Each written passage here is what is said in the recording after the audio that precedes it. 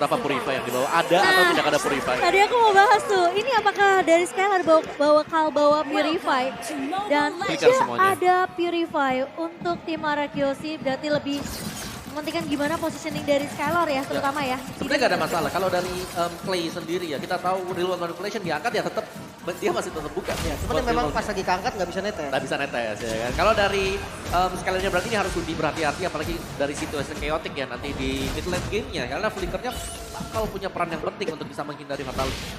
Ya betul, dan dengan ada pergerakan dari Sanford yang sekarang berbeda, dia ngebawa lebih ke arah lapu-lapu yang bisa nahan di area depan, memberikan efek sisi juga, dan Finn sudah mulai terbuka dengan adanya show effect. Masih punya flicker untuk mundur terlebih dahulu dari Finn-nya. Tidak akan mudah di pick off.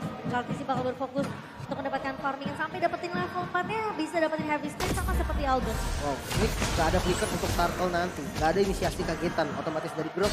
Kecuali mau di-delay dulu nih. Karena memang cooldownnya sama spawn Turtle ya gak lumayan jauh. Tapi Albert sudah mulai datang memberikan poke damage di area atas. Sanford yang hanya di poke dan memberikan informasi kalau tadi ada mampir Albertnya di atas. Mampir doang. Ya dan Petrify yang terpakai ya sebenarnya karena memang tadi Albertnya belum level 4, belum ada Shadow Kill yang bisa dipergunakan untuk mendapatkan point kill. Ya, sementara dari area mid-nya Clay yang menurut aku juga perlu berhati-hati meskipun kita tahu dia bawa satu Eve ya. Dia bisa nge-clear cepat tapi rotasi harus dibawakan oleh Arkeologi. Apalagi Skylar kali ini yang coba untuk memberikan poke damage ke arah seorang Benikiti. Dapetin sedikit platingan gold biar makin kaya Skylar ya. Iya. Pok tipis ya, pok tipis tadi. tipis aja. Lumayan, plus 8 gold. Lumayan ya. Lumayan. Daripada nggak ada sama sekali kan. Dan memberikan pressure juga sebenarnya ke arah Benikitinya. Benikitinya jadi lebih main di area turret aja. Oke. Namun Turtle Camp juga udah mulai spawn. Yes, dan kali ini Albertnya bakal coba ngincer ke arah backline kah? Sementara dengan satu buah heavy spin di pop up oleh seorang LTZ R7. Mencoba untuk Ditabrak. mengunci. Dan ditabrak begitu saja. Clay juga ngebuka satu buah ribu manipulasi tapi LTZ Awas, tumbang. Fataling. Bayi Phoenix Fataling berbuka dan Albert tumbang di tangan seorang Yawi kali ini.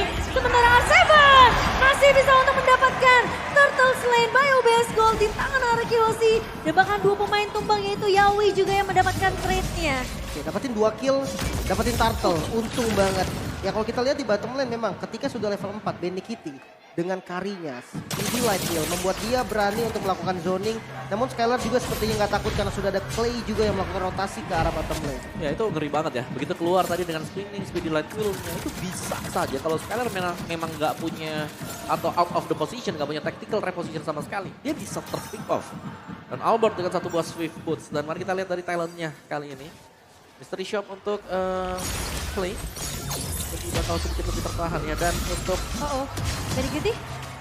Nyaris, itu sekali lagi pecah loh pastinya. Itu nyaris. kalau tandanya di bawah marknya itu sampai 4. True damage-nya masih masuk. Sudah 4 kurang 1 pecah. Iya. Tipis lah. Tapi satu hal sih yang pasti, keduanya ngebuang flicker. Iya. Ini Iya. bisa jadi target yang empuk. Mungkin entah itu dari Echo ataupun Araki yang mulai rotasi ke arah bottom lane nanti. Tapi yang perlu diwaspadai juga sama Arkeologi adalah Yawinya dengan perfect match sih. Sama Fataling ya, itu bahaya banget. Karena seperti di objektif satu lagi tadi setidaknya bisa nyolong momentum. Ya dan untuk pemilihan Hayabusa yang terakhir sebenarnya aku suka ya karena kalau kita lihat Atlas ini kan hero yang dia cuma jalan-jalan, dia nggak bisa mengganggu farming dari Hayabusa untuk di purple buff-nya. Jadi purple buff ini selalu aman buat Albert. Ya, dan belum lagi dengan 2 hero squishy yang bisa menjadi targetnya Albert. Ditambah dengan Turtle setupnya nanti nih. RRQ walaupun ada banyaknya sisi yang dipegang oleh Echo sendiri, dia masih berani untuk setup Turtle. Untuk kontes karena Turtle yang mengingat adanya Yuzong dengan Black Dragon Form yang powerful banget ketika Turtle-nya spawn. Oke, dan Skylar kali ini mencoba untuk mendapatkan tabungan lebih di area bawahnya. Yawi sudah mulai datang, hanya memberikan sedikit warning aja ke arah seorang Skylarnya, tapi Skylar masih bisa jaga posisi, masih cukup aman, dan pergerakan dari Arkeologi dari posisi seorang Finn dan juga Clay-nya bakal sedikit melakukan rotasi lagi kembali ke area mid-nya, karena posisi Skylar juga aman-aman saja di area bawah. Dia ngambil pattern buff-nya dulu sih. Hayabusa dari Albert juga full buff dulu. Mereka nggak buru-buru. Sementara kalau dari Albert dia udah punya 2 buff. Dan masuk kali ini dari Sanford dengan Damage Fighter dan Flicker mengincar ke arah Clay terlebih dahulu. Masih ada defensif. Real world manipulation. Clay harus tumbang. Masih ada heavy spin juga mengejar ke arah R7 Black Dragon Form. Yang ke trigger. Langsung menabrak ke arah Sanji mungkin namun masih bisa di-immune. Damage terakhirnya tidak bisa bertahan lagi dari R7 dan Retribution. Masih bisa diamankan oleh Albert. Albertnya berhasil untuk menumbangkan Kartizi pun di area backline-nya. Terus Lane, PUBS kalau berhasil diamankan namun ternyata Albert harus menjadi threat tumbang di tangan seorang lagi. Sementara Skylar masih cukup aman di area bawahnya. Tapi emang agak sedikit disayangkan ketika Sunfordnya itu pinter banget. Dia flickernya ngincernya ke arah Clay loh. Benar, langsung ya. Memang ada real world manipulation dibuka, ada extra shield. Sempat survive tadi buat Clay-nya. Iya. Tapi masih terlalu besar memang damage dari pelapu-pelapu sendiri. Dan kembali, Skylar di sini yang berhasil untuk memenangkan duel di bottom lane. Karena goldnya, dari gold crab-nya bisa diambil secara terus-menerus untuk Skylar. Dan keberadaan dari Benny Cutie yang sudah mulai terlihat juga di area bawahnya. Vinny udah mulai datang memberikan backup ke area bawah kali ini. Sementara Yawi yang tidak terlihat di area map ini perlu diwaspadai oleh seorang Skylar. Lihat tuh. Mulai Dicek. terdeteksi. Mulai terdeteksi. Dicek dengan satu boran apa tidak dari seorang Skylar nih. Wah, rotasinya terlihat banget nih dari RRQ juga dia ngejaga banget posisi dari Skylar. Mengingat dia udah dapetin objektif yang ada di top lane tadi yaitu Turtle. Nah, tujuan selanjutnya adalah ambil turret di mana ada hitternya yaitu Skylar. Bottom lane bisa aja di press atau mungkin Skylarnya dibantu untuk clear dan dia diajak main langsung ke arah tengah mungkin Om. Yep. Dan ini reset dulu untuk kedua-duanya ya. Dari goldnya memang gak jauh berbeda sama sekali. Karena kontrol objektif dari untuk trading blow-nya masih sama-sama, masih 11-12 juga. Ini mungkin nggak akan ada rotasi yang cukup agresif ya, terutama dari Skylar sampai mereka bisa dapetin satu turret objektif terlebih dahulu untuk arah Kihoshi.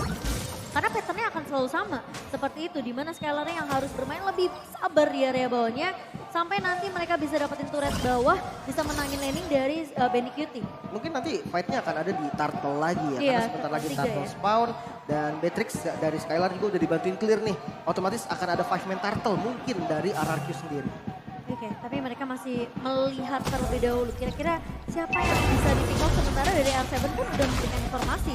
Pemain-pemain dari Echo, mereka udah mulai melakukan inisiasi, tapi R7 akan coba dipukul mundur terlebih dahulu oleh seorang Sanford. Stunnya connect dari seorang Sanford kali ini. Sementara Finn udah mulai mendatang memberikan backup. Albert, Black Trigger pun di pop up oleh seorang R7, tapi kali ini Albert! Retribution, the king of retribution dari seorang Albert kali ini. Berhasil untuk mendapatkan total lane bio best sementara R7 tidak akan terlalu overcommit juga, hanya mengusir pergerakan Benny Cutie. dari seorang Sanford, tapi Benny Cutie malah coba dikejar Albert, shadow kill para seorang Benny Cutie. Tapi sayangnya Skylar pun tumbang dengan adanya speed dari seorang Benny Cutie. Wow, mendapatkan Turtle ya dan ini adalah perfect Turtle untuk RRQ. Dapetin 3 Turtle, goldnya udah ngeboosting lagi dan dapetin 1 outer turret di bagian bottom lane. Ini keuntungan ganda untuk RRQ. Yep, dan Melvin Rock tadi untuk Albert juga. Dimana Albert ini selalu bisa masuk di momen yang tepat juga. Jadi ada chaotic yang terjadi, dia masuk untuk nyuri objektif atau bahkan untuk dapetin point kill seperti yang kita lihat untuk nge-backupin ke Skylar. Iya, dan Yawi belum terlihat ya dengan satu buah fatalis lagi kali ini. Karena pemain-pemain dari Arkeos ini metodenya mereka coba untuk nge-pick off, ngasih pop damage, lihat Kartizi bakal coba ditahan. Udah tuh bawa wildcard dipaksa ngebuka satu heavy spin yang dimana dengan satu buah dan Sapati juga dari seorang Skylar, tapi Sanford bakal coba dikejar. Pin mencoba untuk bertahan dengan satu buah berhasil dari seorang Sanji, namun ternyata pemain-main dari RRQ kali ini Skylar sempat tumbang, namun akan ada trade dari Finn di mana Yawi pun berhasil untuk ditumbangkan. Komit dengan menggunakan Fatalis. Ini source yang besar, tidak ada flicker juga memang dari Skylar sendiri, jadi nggak bisa kabur kemana-mana lagi. Namun dengan itemnya Clock of Destiny Lightning Truncheon untuk partial. Ya ini udah jadi ya untuk itemnya, tinggal nunggu waktu saja untuk maksimal dari stack dari Clock of Destiny. Dan ya semasa memang gak ada flicker, ini adalah masa-masa yang berbahaya untuk Skylar. Karena pasti Yawi akan menuju ke arah dia. Apapun yang terjadi, perfect match-nya, flickernya, fatalinya, semua bakal ke Skylar. Apalagi di bawah flicker kan, jadi Betul. udah pasti inisiasi kejutan bisa aja didapatkan oleh pemain-pemain dari Echo di sini. Dan Skylar tepuk lagi, mundur gak itu? Mundur pandanya langsung ya. Dan tidak akan terlalu mengambil risiko juga dari Echo di sini. Dengan pop damage yang masih dijalankan dengan, aku bisa bilang mungkin strategi yang sama dari Arkeosi. Mereka memang fokus terhadap objektif, tapi poknya ini juga masih jalan dari Arkeosi. Dan yang enak Hayabusanya ternyata dipaksa dikasih untuk main jauh. Ya, dia bisa split dia buat Hayabusa. Nah ini nih, klik. Yawi kali ini mencoba untuk ngebuka, tapi Clay masih bisa mundur terlebih dahulu. Dan tidak ada satu buah fataling, sementara pemain-pemain dari arah Kiyoshi mereka sepertinya juga nggak mau terlalu overcommit karena dua pemain tadi cukup jauh dari Albert dan juga R7-nya, sehingga tidak akan ada follow up tambahan kalau memang mereka terlalu overcommit tadi untuk membalaskan pergerakan dari Echo. Ya, Arkeosi mereka bisa split push, mereka punya mobilitas dengan Hayabusa jungler mereka. Sedangkan dari Echo mereka bisa main tabrak untuk ambil objektif karena lini depan mereka junglernya ini tank. Ini bakal kuat, heavy spin jauhin semuanya, pencet retreat kemungkinan besar bisa didapatkan oleh Eko untuk Iya. objektif. Tapi masalahnya Kaltizinya itu selalu di-poke dulu sampai low, sampai dipaksa heavy spinnya keluar. Yes, Jadi begitu kepake masuk. masuk Albertnya dengan Retribution dan kali ini Lord pertama yang sudah mulai di-poke Skylar ngecek terlebih Bawahnya dahulu. Bawahnya tentunya akan tumbang. RRQ berhasil mendapatkan 4 objektif turret di 10 menit kita yang pertama dan Clay. Empuk lagi ke arah seorang Kaltizi kali ini. Conceal. Tapi Conceal Clay udah mulai dibuka oleh seorang Finn. Mengincar ke arah Sanford. Sanford bakal coba mundur terlebih dahulu. Finn mencoba untuk menahan Kaltizi di area backline-nya. Yawi mencoba untuk mengincar ke arah seorang Albert. Black Dragon Form dibuka kali ini dari arah seorang R7. Dan bahkan Sanji berhasil untuk menumbangkan Clay kali ini. Tapi Skylar di posisi belakang. Benny Guti mencoba untuk mencari ke arah belakang. Tapi ternyata Finn tumbang di tangan seorang Yawi. Sementara R7 seperti sudah pribadi tumbang di tangan seorang Yawi dan Albert. Mau tidak mau mereka harus mundur terlebih dahulu. Lord Slain, Bio Base Gold berhasil untuk didapatkan oleh tim Eko. Wow, setupnya rapih banget sih. Dijauhin, Albert di zoning oleh Yawi. Terpaksa untuk buka quad shadow-nya terlebih dahulu. Ketika Lordnya udah low banget, dipaksa masuk dan susah banget ternyata jalannya. Ya tebal-tebal semuanya ya. Dan ada perfect match bersama dengan Fatal Link yang bisa dipakai. Dan ini dia heavy spin yang memang menjadi senjata utama untuk jungler Akai. Bisa menjauhkan siapapun juga anti CC dan perfect match. Tanpa flicker, tanpa adanya spell untuk kabur dari sana pasti akan bisa ditarik juga. Dan sementara waktu Eko, mereka mendapatkan Lord. Ini masih Lord di bawah menit yang ke-12. Belum ada charge yang dipakai dan outer turret bisa menjadi incaran untuk tim Eko kalau mereka ingin maksimal dari gold setelah mendapatkan Lord. Iya. Dia terpaksa dari RRQ harus defense dulu nih. Kehilangan Lord walaupun belum enhance. Cukup berbahaya.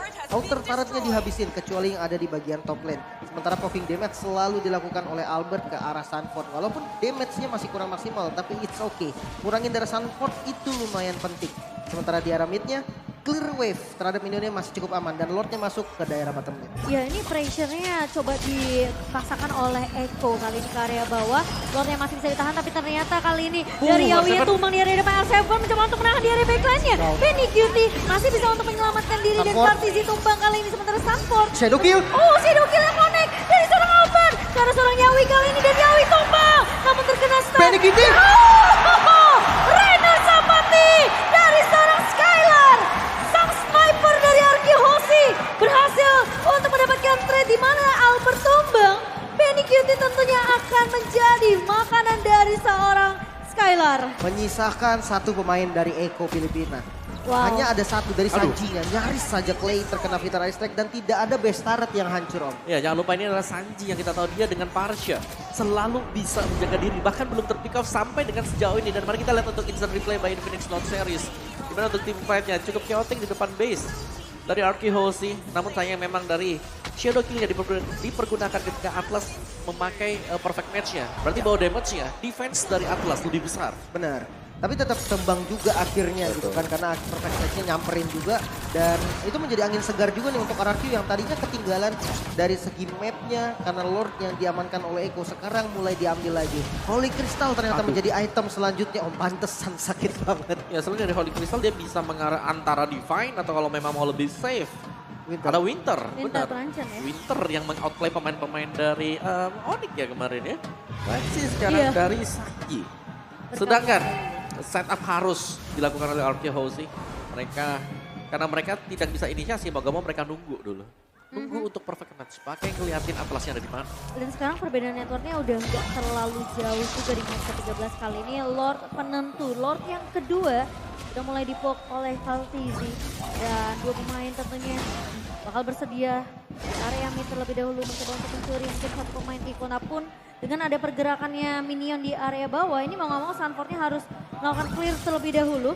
Dan Clay juga bakal coba untuk menunggu.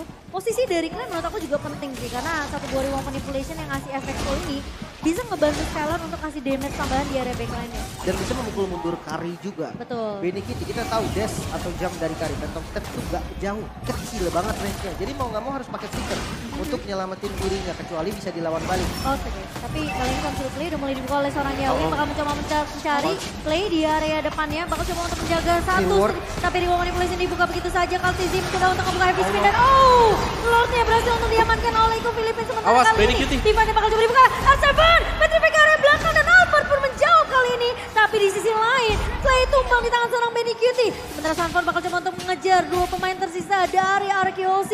Dua pemain hilang dari Eko, namun kali ini mereka masih mau memasangkan team fight-nya. Benny Cutie bakal coba dikejar, tapi R7 coba mainkan terlebih dahulu. Dan tumbang di tangan seorang Benny Cutie. Albert menjadi pemain tersisa yang menjadi harapan dari RRQOC.